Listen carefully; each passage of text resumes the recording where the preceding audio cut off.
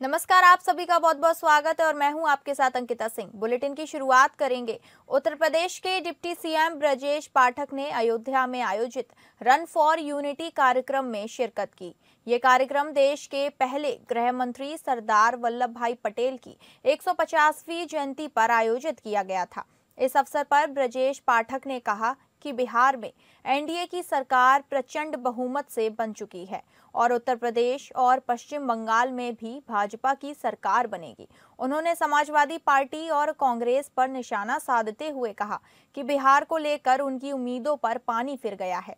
ब्रजेश पाठक ने कहा कि बिहार और यूपी के लोग जाति धर्म से ऊपर उठकर पीएम मोदी और एनडीए के साथ हैं। उन्होंने दावा किया कि यूपी में 2027 के चुनाव में 2017 जैसा इतिहास दोहराया जाएगा और 325 से अधिक सीटें जीतेंगे। अखिलेश यादव के आरोपों पर उन्होंने कहा कि समाजवादी पार्टी के पास में गुंडियाई और अराजकता के अलावा कोई काम नहीं है। ब्रजेश पाठक ने बिहार चुनाव में एक भी मतदाता की शिकायत न होने पर चुनाव आयोग के कार्यों की सराहना की। उन्होंने अयोध्या में 25 नवंबर को होने वाले ध्वजारोपण को लेकर कहा कि रामलला का मंदिर बन चुका है और सबसे ऊंची पताका फहराई जाएगी।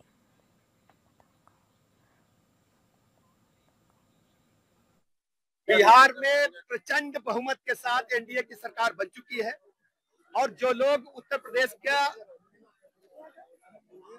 विपक्ष की राजनीति करते हैं, खासकर समाजवादी पार्टी और कांग्रेस के लोग, जो मंसूबे लेकर के बैठे थे बिहार को लेकर के, बिहार में उनके मंसूबों पर घड़ों पानी गिर गया है।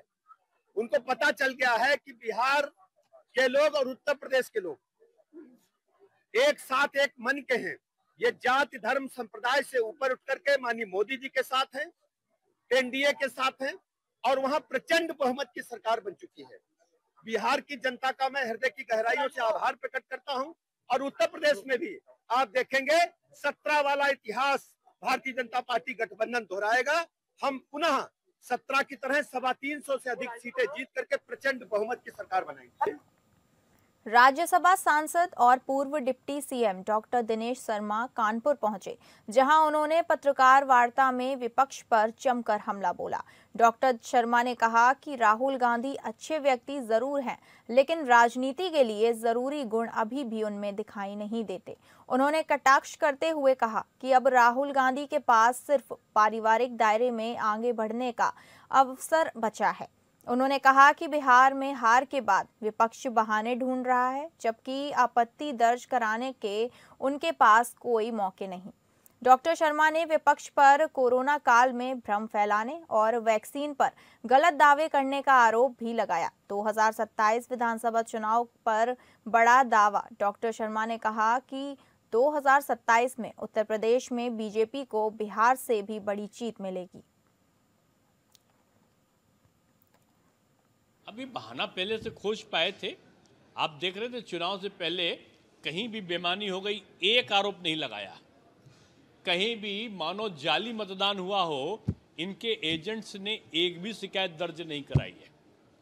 बिहार चुनाव निष्पक्ष हुआ है, इनके लोग बोल रहे थे और बोलने के बाद मतदान में भी गणना में भी एक आपत्ति नहीं उठा पाए हैं। अभी 4-5 दिन बाद इनका जिन्न जागेगा। कहीं ईवीएम का जिन्न जागेगा तो कहीं इनका पीडीए का जिन्न जागेगा, तो कहीं इनका चुनाव आयोग का जिन्न जागेगा। जागे या सोए, लेकिन निश्चित रूप में इनका नेतृत्व में कार्यकर्ता ही रो रहा है इनकी पार्टी का। अब झूठा भ्रम फैला के ये वो लोग हैं जो कोरोना के समय वैक्सीन के बारे में भ्रम फैला रहे थे। ये वो लोग हैं जो सीएए के समय देश बढ़ जाएगा उसका भ्रम फैला रहे थे। ये वो लोग हैं जो सोरेश चाचा के इशारे पर सैम एम अंकल के कहने से जो भारत के 370 धारा को हटाने पर समाजवादी पार्टी के प्रदेश अध्यक्ष श्यामलाल पाल ने कहा कि बिहार विधानसभा चुनाव पूर्णतः निष्पक्ष नहीं हुए। वो सपा कार्यालय में आयोजित अधिवक्ता सभा के मनोनयन पत्र वितरण समारोह में शामिल हुए। कार्यक्रम में उन्होंने नवनिर्वाचित पदाधिकारियों को मनोनयन प्रमाण पत्र सौंपे। इस दौरान बड़ी संख्या में सपा कार्यकर्ता एवं अधिवक्ता मौजूद रहे। कार्यक्रम को संबोधित करते हुए श्यामलाल पाल ने कहा कि अधिवक्ता समाज लोकतंत्र की रक्षा का सबसे मजबूत आधार है। उन्होंने आरोप लगाया कि शासन में बैठे लोग विपक्षी आवाजों को दबाने और लोकतांत्रिक संस्थाओं को कमजोर करने का काम कर रहे हैं। बिहार चुनाव पर निशाना साधते हुए उन्होंने कहा कि चुनाव प्रक्रिया पारदर्शी नहीं रही और भाजपा निष्पक्षता शब्द का अर्थ भी नहीं जानती। उन्होंने लोकतंत्र की रक्षा हेतु अधिवक्ताओं से मजबूत एकजुटता का आह्वान किया। अंत में उन्होंने भरोसा जताया कि अधिवक्ता सभा संगठन को और सशक्त करेगी तथा लोकतंत्र की लड़ाई को निर्णायक मुकाम तक। देश की लोकतंत्र की हत्या करने वाले लोग सत्ता में हैं और ये हमारा जो अधिवक्ता समाज है उस लड़ाई की मुहिम में आगे है और इस समय उस लड़ाई को और मजबूत करने के लिए, लोकतंत्र बचाने के लिए, संविधान बचाने के लिए समाजवादी अधिवक्ता समाज आगे है। आज उसी संदर्भ में यहाँ पर मीटिंग है। बिहार चुनाव क्या लगता है निष्पक्षता से इसका हुआ है? कोई निष्पक्षता नहीं है, भाजपा निष्पक्षता जानती ही नहीं है। बिहार चुनाव में अहम भूमिका निभाने वाले पीलीभीत जनपद के गौरव गन्ना विकास मंत्री एवं मील मंत्री उत्तर प्रदेश सरकार संजय सिंह गंगवार ने बिहार चुनाव में भाजपा और एनडीए की ऐतिहासिक विजय प्राप्त होने के उपरांत गृह जनपद आगमन पर उनका भव्य स्वागत किया।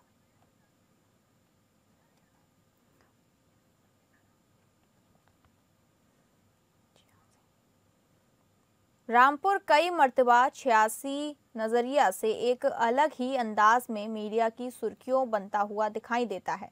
इसके पीछे का कारण सियासत की वह बड़ी शख्सियत है जिन्हें आजम खां के नाम से पहचाना जाता है। अब उनसे और उनके एक समर्थक के भाई की शादी की रस्मों से जुड़ी है। इस शादी के कार्ड में आजम और सपा मुखिया अखिलेश यादव की फोटो भी छपवाई गई थी। यही कारण है कि इस शादी की रस्मों ने हर किसी का ध्यान अपनी ओर आकर्षित किया है। खास बात ये रही कि शादी में आजम खां ने भी पहुंचकर शिरकत की है।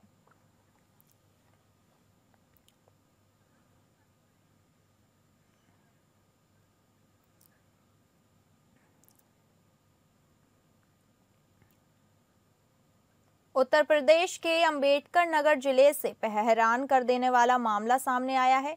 यहां पर एक पीड़ित ने अकबरपुर विधानसभा क्षेत्र से समाजवादी पार्टी के विधायक राम अचल राजभर पर जमीन कब्जाने का गंभीर आरोप लगा है।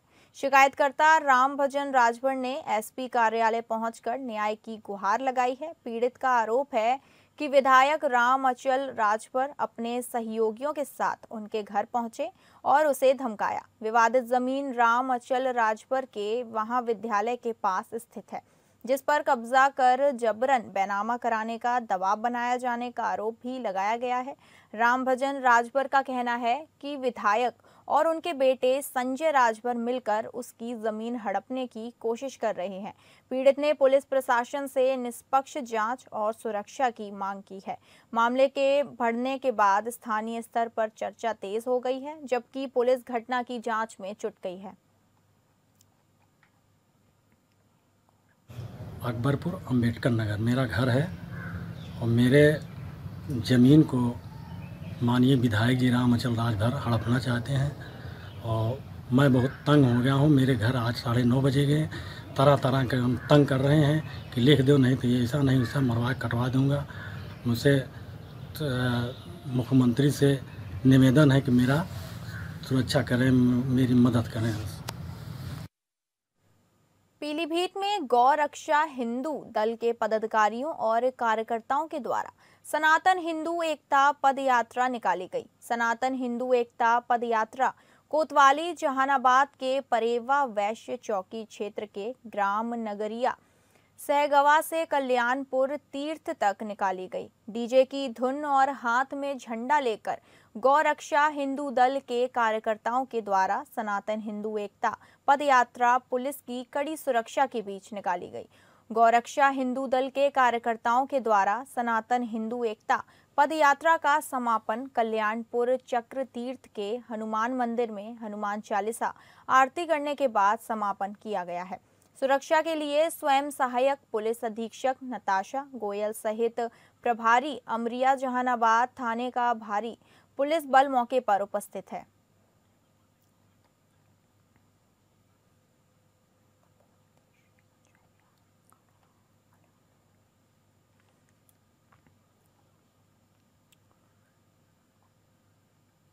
तपोनिधि श्री पंचायती आनंद अखाड़ा अलखनाथ मंदिर परिसर में पर्यटन विभाग द्वारा विकसित किए जा रहे अलखनाथ मंदिर कॉरिडोर निर्माण कार्य को कुछ संदिग्ध लोगों द्वारा कार्य रुकवाने का मामला सामने आया है। मंदिर प्रबंधन ने इसकी शिकायत संबंधित अधिकारियों से करते हुए सख्त कार्रवाई की मांग की है। मंदिर प्रबंधन के अनुसार परिसर के मुख्य गेट के भीतर बाईं ओर समाधि स्थलों, फूल के बगीचों तथा अमरूद आम के बागान के पास पर्यटन विभाग प्रसाद फूल दुकान एवं शौचालय का निर्माण चल रहा है। इससे पहले यहां नगर निगम द्वारा धर्मशाला व बाबा पवन गिरी का धूना बना हुआ था, जिसे विभाग ने हटाकर नया निर्माण शुरू किया है। अब काम को रुकवा दिया गया है। कुछ दिन पूर्व मुकेश यादव, जमील अहमद सहित 4-5 लोगों के साथ मंदिर परिसर में पहुंचे और जमीन अपनी बताते हुए काम रुकवाने का दबाव बनाने लगे और काम रुकवा भी दिया। अब नागा बाबा, साधु संतों व भक्तों ने कारण पूछा तो मुकेश यादव ने स्वयं को हिंदू युवा वाहिनी का पदाधिकारी बताते हुए दावा किया कि उन्होंने यह भूमि खरीद ली है। मंदिर प्रबंधन के अनुसार यह भूमि संदिग्धों से अलखनाथ बाबा के कब्जे में है और खसरे में भी बाबा अलखनाथ की झाड़ियां दर्ज हैं। वर्ष 1965 में चुन्ना मियां द्वारा इस जमीन को लेकर दायर मुकदमा 1970 में खारिज हो चुका है। अपील भी 1977 में मंडलायुक्त बरेली द्वारा खारिज कर दी गई थी। बाद में राजस्व हाईकोर्ट में दायर बाद में वापस हो गया था।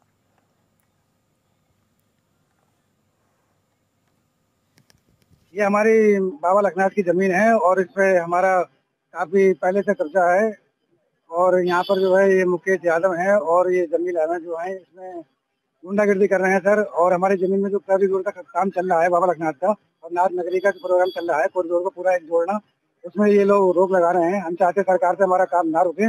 महोबा जिले में तहसील परिसर के अंदर रात के अंधेरे में राजस्व परिषद सचिव के आगमन की पूर्व संध्या पर सरकारी अभिलेखों को जलाने का एक वीडियो सोशल मीडिया में जमकर वायरल हो रहा है। वीडियो सामने आने के बाद प्रशासनिक अमले में हड़कंप मच गया है। प्रशासनिक अधिकारी सफाई देते हुए पुराने फाइल कवर और कचरा को नष्ट करने की बात कहकर पल्ला झाड़ने की कोशिश करते नजर आ रहे हैं। वायरल वीडियो को लेकर लोगों में तरह तरह की चर्चाएं हो रही हैं। इस बीच प्रशासनिक अधिकारी अपनी सफाई देते हुए कहते हैं कि वीडियो में जलाए जा रहे दस्तावेज सरकारी अभिलेख नहीं है, बल्कि खराब फाइल कवर हैं और अन्य बेकार कचरा है जिसको जलाकर नष्ट किया गया है।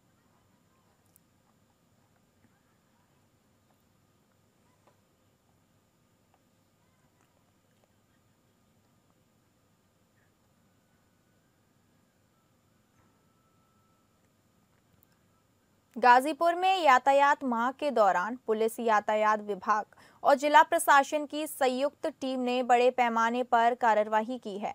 डग्गा मार, अनफिट और नियमों का उल्लंघन करने वाले वाहनों पर शिकंजा कसते हुए तकरीबन 1100 वाहनों का चालान किया गया है। वहीं 150 वाहनों को सीज कर पुलिस लाइन सहित अन्य थानों पर खड़ा कराया गया है।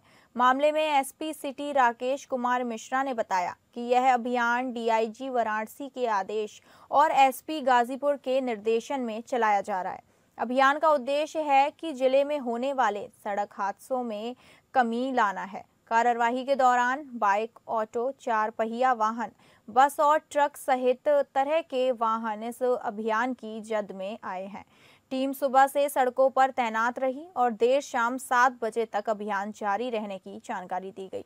कार्रवाई के बाद पुलिस लाइन में वाहन स्वामियों और ड्राइवरों की सुबह से ही भारी भीड़ लगी हुई है। कुछ वाहन मालिकों का कहना है कि कागजात दिखाने के बाद भी कार्रवाई की गई है, जिससे लोगों में नाराजगी भी देखने को मिल रही है। फिलहाल गाजीपुर पुलिस का यह अभियान जिले भर में सख्ती का संदेश दे रहा है और प्रशासन दावा कर रहा है कि इस तरह की कार्रवाई से सड़क हादसों में निश्चित रूप से कमी आएगी।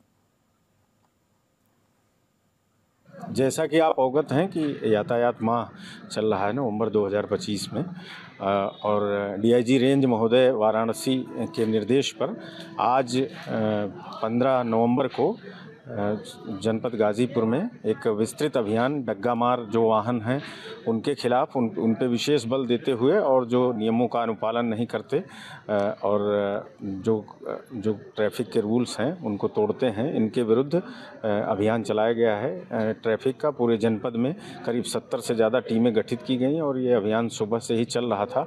अभी शाम तक 7 बजे तक ये अभियान चलता रहेगा। अभी तक की जो कार्रवाई हुई है उसमें 2 व्हीलर और 4 व्हीलर मिला के लगभग 150 गाड़ियां सीज की गई हैं और 1100 के लगभग चालान किए गए हैं गाड़ियों के। आगे जो अभी कार्रवाई है वो सेकंड फेज में चल रही है। कानपुर के रावतपुर थाना क्षेत्र के हिस्ट्री शीटर गजेंद्र सिंह नेगी पर पीड़ितों ने गंभीर आरोप लगाते हुए प्रशासन से सख्त कार्रवाई की मांग की है।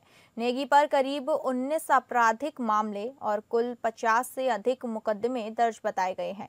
पीड़ितों का आरोप है कि नेगी की पत्नी प्रीति वाजपेयी, भाई सुमित नेगी और साथ ही लोगों की संपत्तियां पर कब्जा, धमकी और फर्जी मुकदमे दर्ज कर रहे हैं।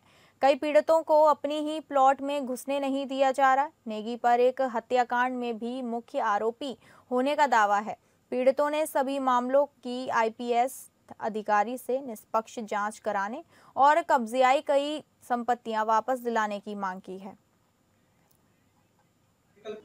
आदमी पहले अपने को बचाए कि दूसरे अपना पैसा ले, खुद अपने ऊपर गोली चलवाई उसने और मुकदमा जरीब चौकी के पास जो थाना उसमें कराया। हम लोगों को 2 साल हम लोग इस डर के मारे उसके पास नहीं गए कि कहीं ऐसा ना हो अज्ञात में हम लोगों का नाम आ जाए। अब क्या चाहते हैं अधिकारियों से आप लोग? हम लोग अधिकारियों से ये चाहते हैं कि हम लोगों को बहुत भरपूर मदद की जाए। हम लोग उस लेवल पे नहीं है कि उसके लेवल पे पहुंच के चीजें मैनेज कर सकें। और उसकी जो पत्नी का मोबाइल लेके जांच की जाए कि वो कैसे जेल से उससे हो रही है। दूसरा, डेली वो लोग सब लोग उससे 2-2, 3-3 लोग जेल से मिलने जाते हैं। दूसरे कैदियों के नाम पर वो उससे मिलने जाते हैं। तो जेल को लेकर के आप लोग क्या कहना चाहते हैं? जेल को लेके कि उसकी जेल भी जो है वो यहाँ से ट्रांसफर होनी चाहिए ताकि उसका जो संगठन है वो कमजोर हो सके। क्या पॉलिटिकल कोई इशू है क्या उसके? पॉलिटिकल 2 लोगों का संरक्षण उसको पार प्राप्त है और ये सबको मालूम है कि कौन से 2 लोग हैं जो उसको पूरी तरीके से मदद करते हैं। एक उधर दे दूं बगल आप बोलो। अगली खबर है हमीरपुर से। हमीरपुर जिले के मुस्कुरा थाना क्षेत्र में बीती रात एक अनियंत्रित डंपर की चपेट में आने से एक महिला और एक बच्चे की मौत हो गई। घटना की जानकारी होने पर मौके पर पहुंची पुलिस ने घायलों को अस्पताल पहुंचाया, जहां पर गंभीर रूप से घायल होने पर उन्हें झांसी मेडिकल कॉलेज रेफर किया गया था, जहां इलाज के दौरान दोनों ने दम तोड़ दिया। पुलिस फरार चालक की तलाश में जुटी हुई है।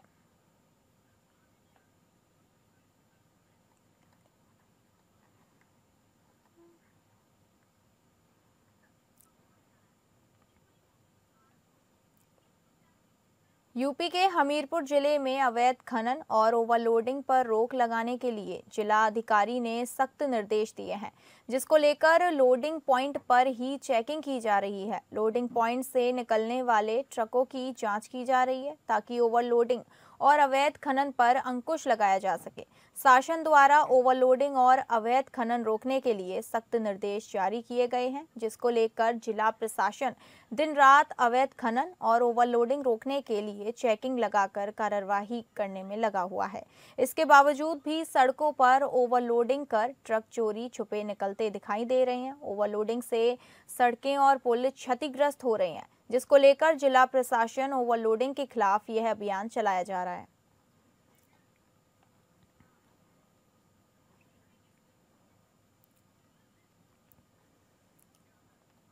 सहारनपुर में भ्रष्टाचार के खिलाफ एंटी करप्शन टीम ने बड़ी कार्रवाई की है। टीम ने ग्राम पंचायत नुलानी के सचिव संजय कुमार को 20,000 रुपए की रिश्वत लेते हुए रंगे हाथ पकड़ा है। यह कार्रवाई गांव परागपुर निवासी ठेकेदार अरविंद कुमार की शिकायत पर की गई। आरोपी सचिव को हिरासत में लेने के बाद पुलिस से थाना गागलडेही ले गई, जहां उसके खिलाफ मुकदमा दर्ज करने की प्रक्रिया शुरू कर दी। शिकायतकर्ता अरविंद कुमार पेशे से ठेकेदार हैं। उन्होंने बताया कि उन्होंने ग्राम पंचायत क्षेत्र में फुट रेस शॉप का निर्माण कराया था। इस निर्माण कार्य का भुगतान पिछले 2 वर्षों से अटका हुआ था, जबकि अन्य ठेकेदारों के बिल समय पर पास कर दिए गए थे। अरविंद कुमार ने कई बार ग्राम सचिव संजय कुमार से भुगतान की मांग की, लेकिन सचिव लगातार टाल मटोल करते रहे। पीड़ित ने जिलाधिकारी से शिकायत की, जिसके बाद सचिव ने लिखित में जवाब दिया कि पैसा आने पर भुगतान कर दिया जाएगा। अरविंद कुमार ने कहा कि ऐसे भ्रष्ट अधिकारियों के कारण ईमानदार ठेकेदारों को काफी परेशानियों का सामना करना पड़ता है। उन्होंने भ्रष्टाचार में लिप्त अधिकारियों पर सख्त कार्रवाई की मांग की है।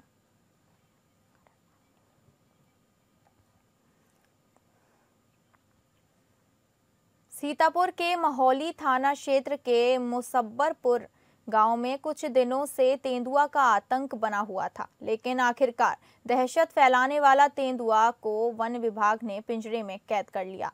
कई दिनों से ग्रामीण व वन विभाग की टीम लगातार तेंदुओं को पकड़ने का प्रयास कर रही थी। वन विभाग की टीम ने तेंदुए को पिंजरे में कैद कर लिया।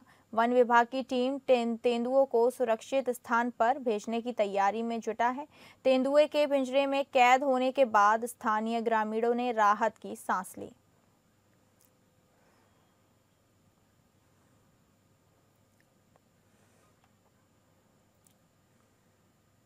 फिलहाल इस बुलेटिन में इतना ही। नमस्कार।